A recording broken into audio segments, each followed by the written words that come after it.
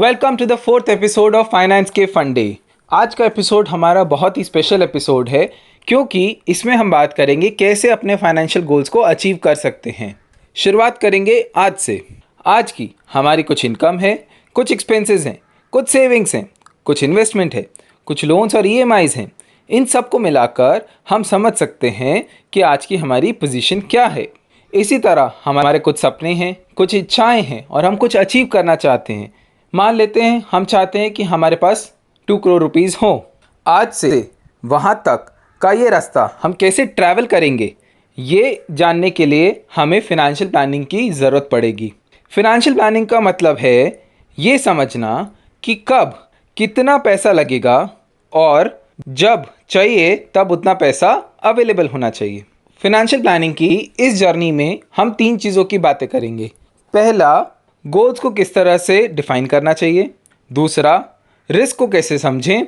तीसरा, इन दोनों के बेसिस पर हम किस तरह से इन्वेस्ट करें। गोल से शुरुआत करते हैं। कोई भी समय जब हमें पैसे की ज़रूरत पड़ेगी और हम अंदाजे से बता सकते हैं कि कितना पैसा लगेगा, उसे हम गोल कहते हैं।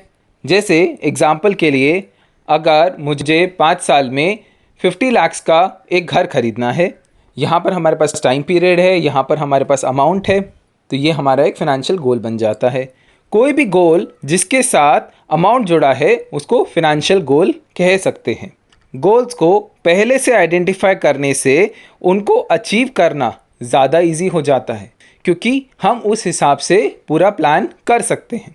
लेकिन गोल्स के साथ एक और चीज़ जो हमें ध्यान रखनी चाहिए वो है इन्फ्लेशन यानी महंगाई।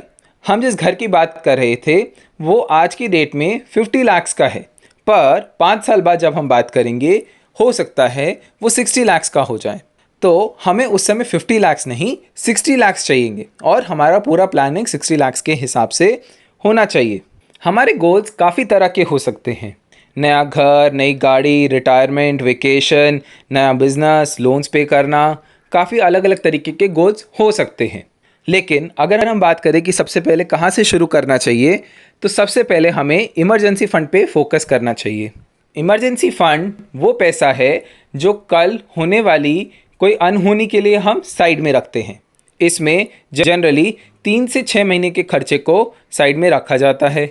इमरजेंसी फ़ंड के बाद जो चीज़ हमें सबसे ज़्यादा ध्यान देनी चाहिए वो है कि हमारे पास एक हेल्थ इंश्योरेंस और एक लाइफ इंश्योरेंस है।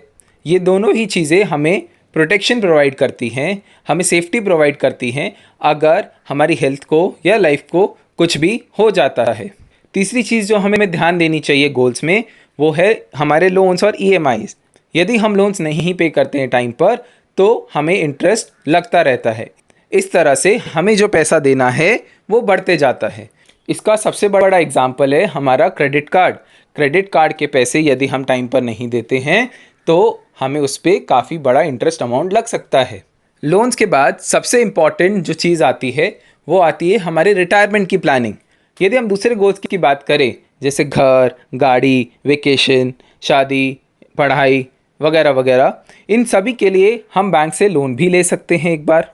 पर अगर हम रिटायरमेंट की बात करें, रिटायरमेंट के लिए लोन जैसा कोई फैसिलिटी अवेलेबल नहीं है और रिटायरमेंट आनी ही आनी है, उसके लिए भी हमारे पास कोई ऑल्टरनेटिव नहीं है।